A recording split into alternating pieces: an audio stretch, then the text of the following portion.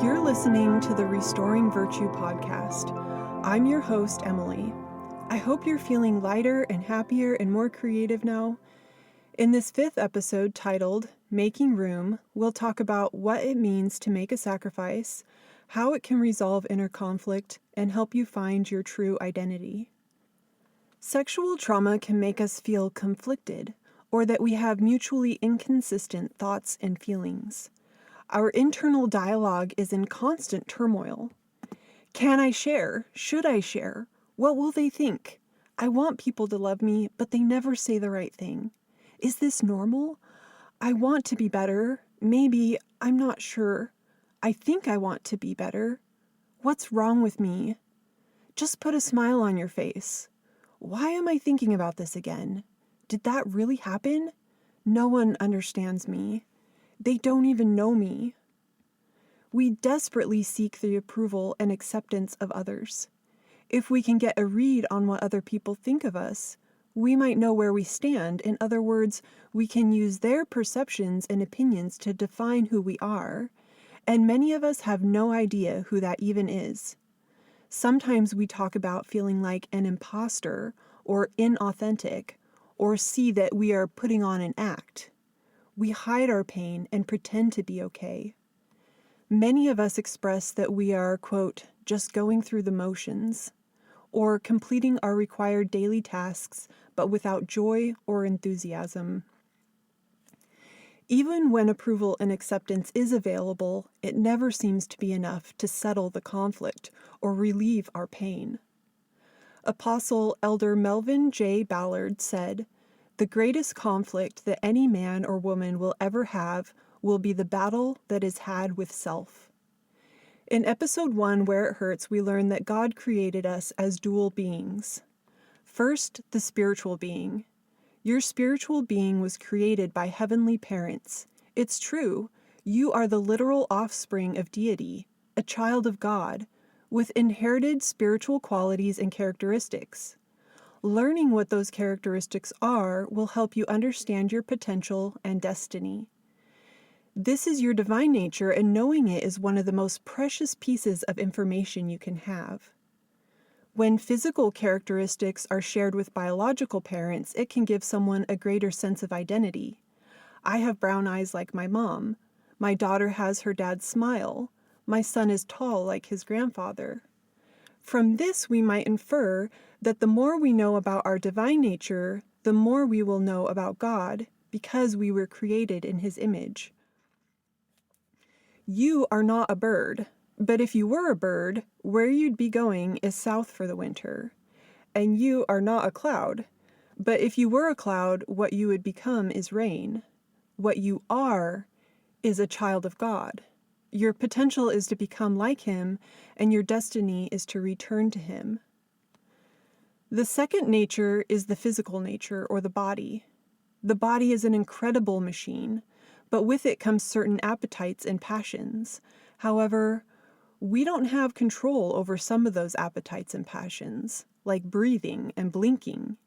Even things like hunger and sex are partly controlled by hormones and sensation, and are not fully under our control. So if you responded to the sexual touch of abuse, there is nothing wrong with your body or with you. Nevertheless, some of those appetites and passions are a source of opposition to the plan, including lust, greed, pride, or any temporal desire. It's important, though, to make the distinction between the desires of the body and the purpose of the body, which is, as we discussed in episode 1, to enhance the spiritual experience. The scriptures refer to the body as a temple, a place the divine nature can dwell. This temple, as a dwelling place for the Spirit, is the combination that President Nelson described in episode 1 as intimate, joined, and living. The internal conflict is not because the body is, quote, the bad wolf, if you're familiar with the old Cherokee tale. It's because it is the body and not the spirit that is subject to physical and emotional pain, weakness, death, and sorrow. Therefore, the physical nature is not always in tune with the spiritual nature. It is a law of the universe that certain elements cannot coexist. We've already discussed light and darkness, love and hate. In fact, the term love-hate relationship is a falsehood. That would actually just be a hate relationship. The universe has its absolutes, and there are some things that either are or are not. Something cannot be both hot and cold, wet and dry, soft and hard. So, by natural law, our physical appetites and passions cannot coexist with the divine nature. There is room only for one. While it is doctrine that we are dual beings, meaning two, it's worth examining the idea that we are dealing with a triad of concepts: the divine nature, the physical appetites and passions, and the physical temple. These three concepts converge in the battle for self that Elder Ballard spoke of.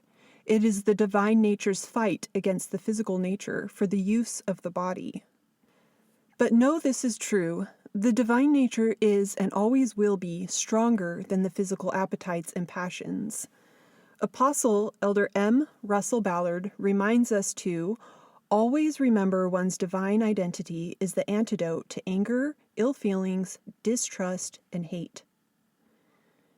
The greatest human fear is the fear of loss, and the number one manifestation of that fear is the fear of public speaking.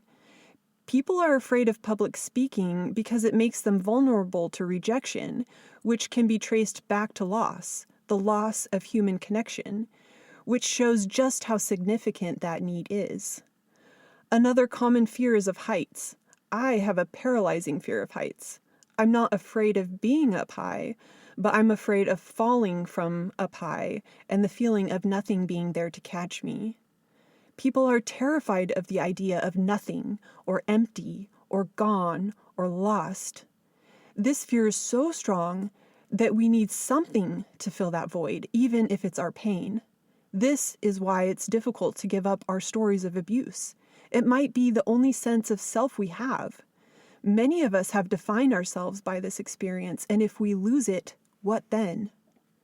There are many reasons why the abused hold on to pain. The pain may hurt, but it's familiar and predictable. It may be our whole life experience, or most of it. If the abuse was generational, we may simply be repeating coping behaviors we've learned from other family members. Healing is a lot of work and requires revisiting memories better forgotten. It might be, for whatever reason, that we cannot make healing a current priority. Pain is also a form of punishing the perpetrator, if they could only see what they've done to us. Pain can engender sympathy from others, which in turn provides a form of the approval and acceptance we were looking for. Finally, pain keeps us from having to take responsibility for our future. Let's go back for a moment to our artist's room that we visited in episode 4, I Have a Purpose. Our artist had all the right tools to create their masterpiece, and they used each tool purposefully. But there's something else the artist had to do to accomplish their goal. They had to make a sacrifice. They had to give something up. What they gave was their time and energy, and the things they chose not to do so that they could do what they did do. Our artist gave these things up for a greater or consecrated purpose. Creation and sacrifice are therefore our dual concepts. To gain something, you must give something up.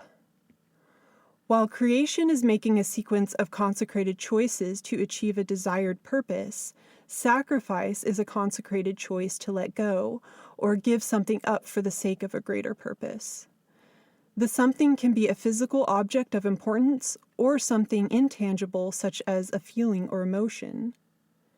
A sacrifice can, but does not have to be of great significance. However, it's often the case that the value of the thing given up reflects the profit of the thing gained. Sacrifice could be the simple daily tasks of moving forward, putting one foot in front of the other, and doing your best. Or it could be everything you have, as in the case of the widow's mite.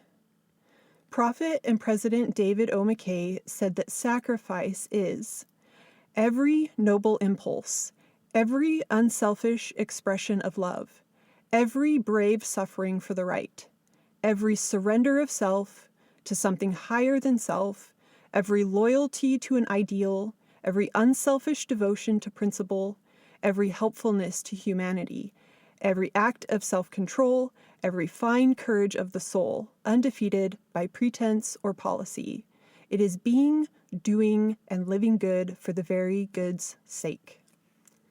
Similar to these things President McKay highlights, we can consecrate and make a sacrifice of our pain.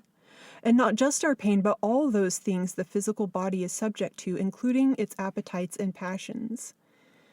In the second book of Nephi, chapter 2, verse 2, Lehi tells his son, "Nevertheless, Jacob, my firstborn in the wilderness, thou knowest the greatness of God, and he shall consecrate thine afflictions for thy gain." The word sacrifice means to make sacred and is often called a leap of faith, a figure of speech illustrating a willingness to face the fear of loss for something to be gained. By making a sacrifice of all those things the physical body is subject to, including its appetites and passions, the thing that is gained is a temple, a sacred place for the divine nature to dwell.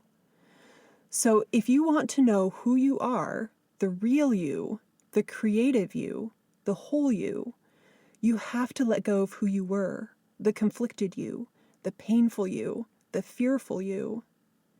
This is another one of my all-time favorite thought-provoking quotes from Apostle Elder Neil A. Maxwell. As sovereigns, choosing to yield to the highest sovereign is our highest act of choice. It is the only surrender, which is also a victory. In summary, our choices will determine how the physical body is used, as a holding place for pain or a temple for the divine nature to dwell. Love and hate, peace and conflict, happiness and sorrow, faith and fear cannot coexist. Every sacrifice of physical appetites and passions makes room for the divine nature. Every step forward requires a sacrifice from the past. To be made whole, you must let go wholly. The paradox or juxtaposition may seem contradictory, but when examined more closely is well-founded in truth. In 2 Corinthians chapter 12, verse 10, Paul stated, "For when I am weak, then I am strong." The apostle Luke in chapter 9, verse 24 recorded Jesus Christ teaching, "Whosoever shall lose his life, the same shall save it." It's ironic that loss, our greatest human fear, is exactly what is required to gain access to the great sacrifice, the atonement of Jesus Christ. I married my husband in the spring of 2001 in the San Diego, California temple. It was a beautiful sunny day, as it is most of the time in Southern California. I had a white dress with a beaded lace overlay. My makeup was done and my hair pinned up. I was a young woman. This wedding took place before I started getting wrinkles and gray hair, so you could say that I was a beautiful young woman. A vanity in the bride's room was reserved for me. I sat in front of the mirror, waiting for my moment, making sure I looked the part. But the beautiful young woman looking back at me was merely a shell of the world's standard of beauty. There was nothing of value on the inside, at least that I was aware of at the moment. But I was happy to marry my young man, and we did look nice together in the pictures. Fast forward 20 years. On the outside, I didn't look quite the same as I did on my wedding day, but on the inside, a remarkable transformation had taken place. My book tells the complete story of that transformation. In the few minutes I have right now, I'll just say that I did all the things I'm suggesting that you do. I didn't skip any steps. Now living in Anchorage, Alaska, I had signed myself up on the calendar to help clean the temple. I almost forgot after a busy day and was already ready for bed. Quickly I hopped in the car and made the short drive. To the bride's room I went on my assigned task to empty trash cans. I set the trash can back down next to the full-length, gold-plated, embellished mirror, then thought to move on. As I did so, I walked past the mirror and caught my reflection out of the corner of my eye. The image stopped me in my tracks. I stepped back and stood looking at myself, cleaning scrubs, no makeup, hair tossed in a messy ponytail. A quiet moment passed, and then I felt the same sweeping feeling of love I had on my morning run some years back. That feeling was familiar to me now. It felt glorious. In my reflection, I saw a beauty that I had not seen on my wedding day, dressed to the max. Not because of my appearance, but because of who I had become. Sacrifice and choice are inseparably bound. Each choice made leaves an infinite number of choices unmade. Think of that. Does that idea not give perspective on how altogether important the power of choice is? We just discussed how sacrifice means to make something sacred or give something up for a greater purpose, but in reality, every choice we make is a choice to sacrifice all else. Simply stated, if I choose to cut my hair short, I don't get to have long hair. So my question to you is the choice you're making worth the sacrifice? I guess it depends on if you want the sacrifice to be yourself on the altar of the world. Finally, thank you for making the sacrifice to be here with me.